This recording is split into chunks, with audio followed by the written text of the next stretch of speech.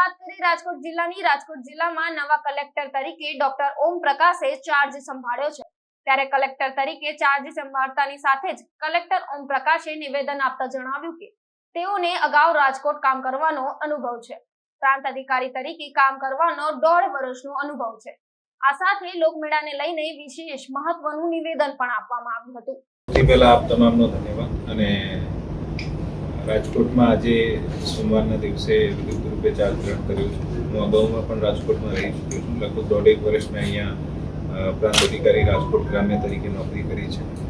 તો રાજકોટનો નાનો મોટો અનુભવ છે। અગાઉમાં પણ લગભગ શહેરના તમામ ડેપ્ટી કલેક્ટરના ચાર્જ ઉપર પણ કામ કર્યું છે। મને આશા છે કે આ તમામ અનુભવ અત્યારે કલેક્ટર તરીકે આ ડિસ્ટ્રિક્ટનો એડમિનિસ્ટ્રેશન કરવામાં મદદગાર થશે। અને આ તમામ ખૂબ સારી સંખ્યામાં આવીને અહીંયાની આપણે રાજકોટની રિપોર્ટિંગ અને મીડિયાની એક્ટિવિઝમ બધાને ખબર છે। સારી રીતે આનો જે પણ વિકાસ થાય, જે પણ પોઝિટિવ વાતો હોય જનમાણસો સુધી પહોંચે આજે અપેક્ષા છે। મેં આજે જ ચાર્જ જોઈન કર્યો છે। આજે આપણે ચર્ચા કરીશું કે અત્યાર સુધીના ડેવલપમેન્ટ કઈ રીતના રહ્યા છે અને ફ્યુચરમાં કેવી રીતે સરકારની એસઓપી માનની હાઈકોર્ટના પણ અગાઉના ઘણા બધા નિર્ણય છે અને આ તમામને કોઈ પણ નીતિથી બાંધછોડ નહીં કરીને અને મેળાને કેવી રીતે આપણે એક્ટિવલી સારી રીતે, કારણ કે આજે મેળો જે છે આ આજુબાજુના વિસ્તાર માટે ખૂબ જ લોકપ્રિય અને એન્ટરટેનમેન્ટનું સાધન પણ છે।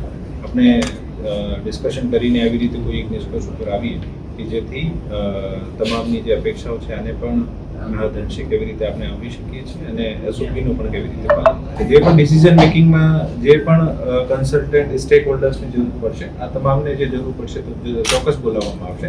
એક વખત અત્યારે ચર્ચા કરી લઈએ કે અત્યાર સુધીના ડેવલપમેન્ટ શું છે અને આપણે કેવી રીતે આમાં આગળ વધવાનું છે, પછી જે પણ યોગ્ય સ્ટેક હોલ્ડર્સ હશે આને સાથે ચર્ચા કરો। અત્યારે લોકમેળામાં જેટલા પણ અત્યાર સુધીના ડેવલપમેન્ટ છે આને ધ્યાનમાં રાખીને કેવી રીતે આપણે આને ઝડપથી તમામ સારું સહકાર પણ મળે, જેટલા મેક્સિમમ શોપ્સનો અલોટમેન્ટ થાય અને મેક્સિમમ અમ્યુઝમેન્ટ એન્ટરટેનમેન્ટ એક્ટિવિટી થાય, માણસોને પણ એવી જ રીતે મેળામાં ઇન્ટરેસ્ટ રહે। આ તમામ પાસાઓને ધ્યાને રાખીને આ એક્ટિવિટી ઉપર ફરીથી મીટિંગ કરીને પછી એક નિર્ણય લઈશું।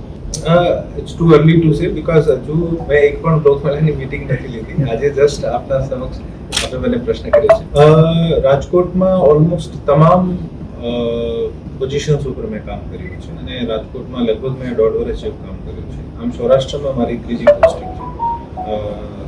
રાજકોટમાં લગભગ દરેક સેક્ટરમાં ખૂબ જ પોટેન્શિયલ છે અને આપણે દરેક સેક્ટરમાં કેવી રીતે આસ્પેક્ટ્સ જે છે આમાં ઇમ્પ્રુવમેન્ટ લાવી શકાય। ખાસ કરીને જે છેવાડાના માણસો છે, આપણા ગામડાના માણસો છે, જે વંચિત છે, જે ખરેખર જેને વધારે જરૂર છે સરકારના અટેન્શનની, સરકારના ધ્યાન, આ તમામ આસ્પેક્ટ ઉપર આપણે કામ કરીશું।